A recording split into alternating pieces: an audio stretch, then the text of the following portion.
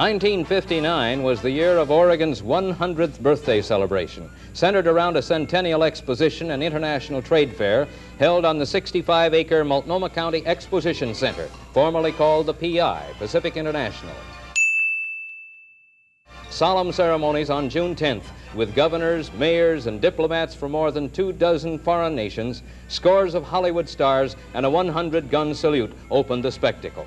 1,330,000 visitors in 100 days helped Oregon celebrate its 100th birthday.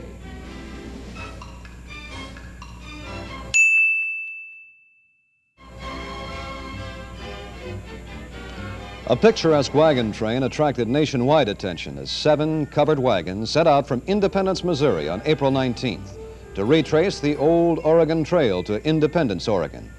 Wagon master Tex Serpa led his band of 27 through wind, rain, and sun, some 2,200 miles across 5 states, reliving the arduous journey of the pioneers during the 1850s. The wagon train was greeted by massive crowds everywhere along the way. Among the most enterprising communities celebrating the centennial were the people of the Tillamook area.